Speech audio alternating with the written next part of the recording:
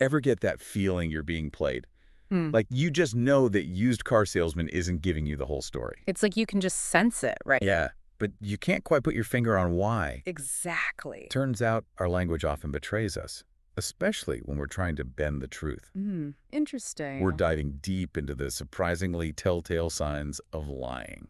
Oh, this should be good. No lie detector needed.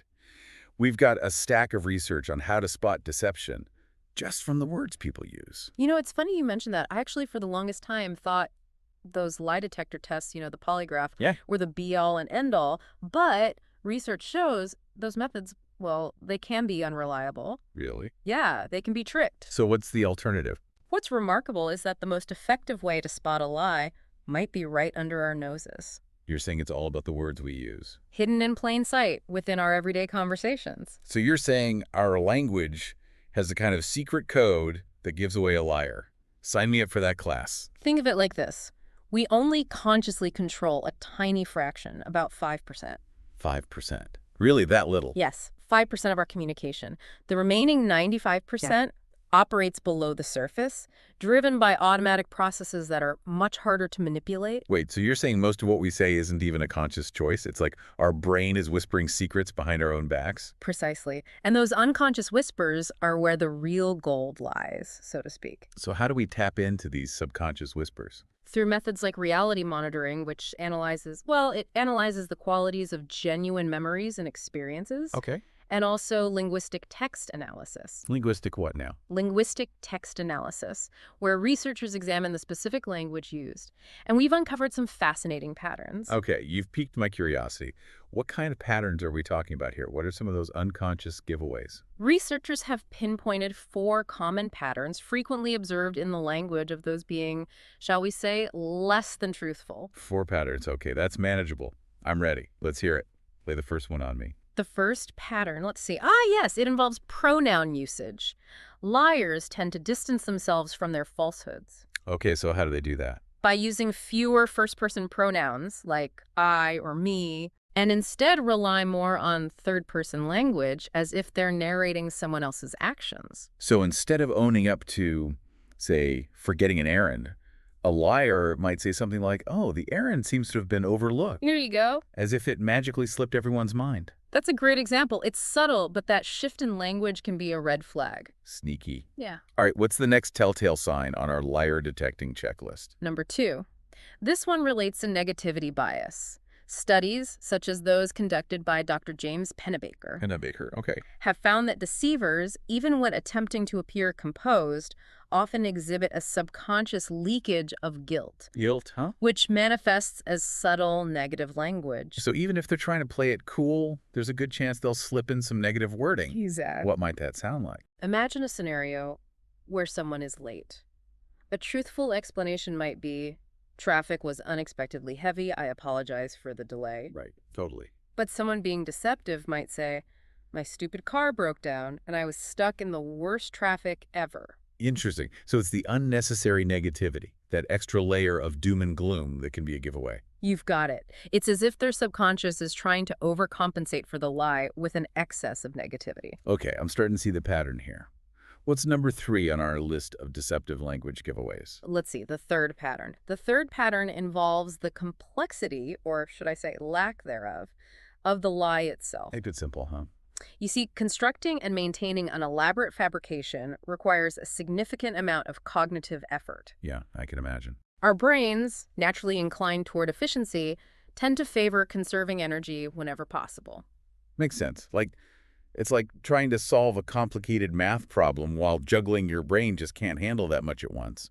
Precisely. Because of this, those attempting to deceive often stick to simple explanations, So less is more when it comes to lying. avoiding intricate details that might betray their falsehood. That actually reminds me of a very famous example, if you know what I mean. I believe I do. I did not. The infamous phrase, I did not have sexual relations with that woman, Yes. is a classic example of this very principle. Despite its significance, the statement itself is remarkably straightforward. Almost suspiciously so. Exactly. It's like they say, sometimes less is definitely less. All right, bring me home. What's the final telltale sign that someone might be trying to pull the wool over our eyes? This is fascinating stuff. But it would really help to ground these patterns with some real-world examples. Hmm. Can we dive into some high-profile cases where these linguistic tells were on full display? Absolutely. Let's step into the world of sports. Okay. Specifically, a certain cycling champion who, for years, vehemently denied using performance-enhancing drugs. Are we talking about Lance Armstrong? I vividly remember those headlines. Lance Armstrong, truth or spin? That's the one. For years, he vehemently denied doping allegations. Right.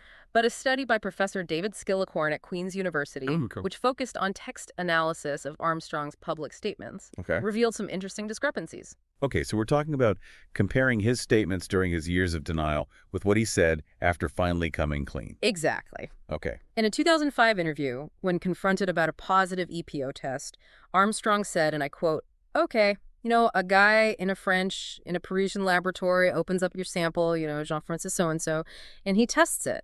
And then you get a phone call from a newspaper that says, 'We found you to be positive 6 times for EPO.'" Wow. Even without a deep analysis, that statement feels distant. It's like he's telling a story about someone else, Right. not addressing his own actions. Mhm. And for those of us who need a refresher, EPO is. EPO, or erythropoietin, is a hormone that boosts red blood cell production, which in turn increases oxygen delivery to muscles, a significant advantage in endurance sports like cycling. Gotcha. So back to Armstrong. How did his language change after he admitted to doping in 2013? In his confession, he said, and again, I quote, "I lost myself in all of that. I'm sure there would be other people that couldn't handle it, but I certainly couldn't handle it, and I was used to controlling everything in my life. I controlled every outcome in my life." The contrast is striking. The distancing disappears. He's using I constantly, owning his actions in a way he never did before. Precisely. And that shift from third-person distancing to first-person ownership is often a key indicator of someone moving from deception to truth. It's amazing how these patterns can be so subtle, yet so revealing when you know what to look for. Do you have any other examples from other walks of life? Cases that might resonate with listeners outside the world of professional sports? Certainly. The world of politics offers some compelling examples. Oh, juicy. Let's consider the case of John Edwards, the former senator and presidential candidate. Ah, yes. John Edwards and the paternity scandal that rocked his career. If I recall correctly, he initially denied the allegations, right? I did. Okay. When accusations arose that he fathered a child with a campaign worker while his wife was battling cancer, he vehemently denied any involvement. Right. In a statement released in 2008, he stated, "I only know that the apparent father has said publicly that he is the father of the baby. I also have not been engaged in any activity of any description that requested, agreed to, or supported payments of any kind to the woman or to the apparent father of the baby." Well, even for a politician, that's a mouthful. It almost feels intentionally convoluted and impersonal. You've hit on 2 key patterns there, the convoluted padding we discussed earlier and the lack of personal pronouns or names. He avoids saying I, or even referring to the individuals involved by name, creating a sense of emotional distance. It's like he's bending over backward to avoid any direct connection to the situation. But I'm guessing his tune changed when he eventually admitted paternity. It did. Okay. In a much shorter and more direct statement, he simply said, "I am Quinn's father. I will do everything in my power to provide her with the love and support she deserves." Wow, what a difference. No more convoluted language. He uses his daughter's name. There's a sense of ownership and responsibility. These examples are really driving the point home. It's incredible how much our language can reveal, especially in high-stakes situations like these. But before we get too carried away with our newfound lie-detecting abilities, is there a risk of overanalyzing every conversation? Should we be scrutinizing every word our friends, family, and colleagues utter? That's a valid concern. It's important to remember that context is key.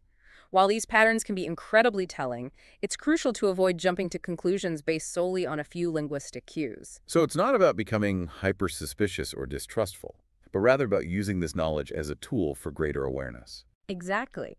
These patterns are most valuable in situations where the stakes are higher, like evaluating a major business deal, assessing the credibility of online information, or dealing with a potentially dishonest individual.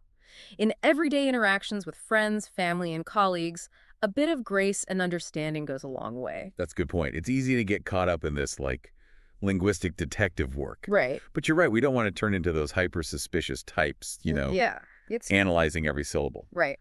So when should those alarm bells really start ringing? When is it time to really pay attention to these linguistic patterns? Great question. Think about situations where the stakes are higher. Let's say you're evaluating a big business proposal or making a major purchase. Okay, high stakes, yeah. Pay close attention to how the other party presents the information. Are they being straightforward and transparent, Or or... are they using a bunch of jargon trying to, like you said, distance themselves? There you go. Are you detecting any of that convoluted language? Right. Right. Or excessive negativity? What about the online world? I feel like that's a minefield. Oh, absolutely. We're constantly bombarded with information, and it's not always easy to tell what's true and what's not.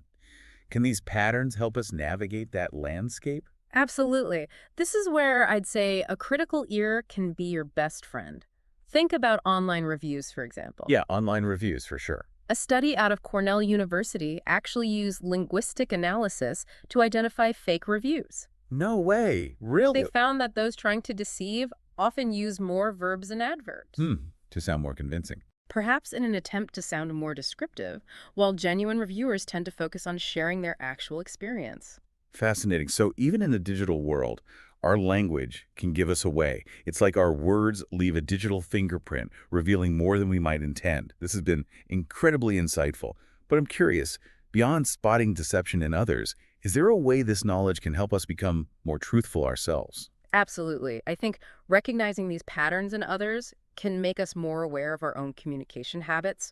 We might catch ourselves distancing when we're uncomfortable or padding our language when we're unsure. That self-awareness is incredibly valuable. So it's like holding up a mirror to our own language, becoming more conscious of how we're using it and the subtle messages we might be sending. Precisely.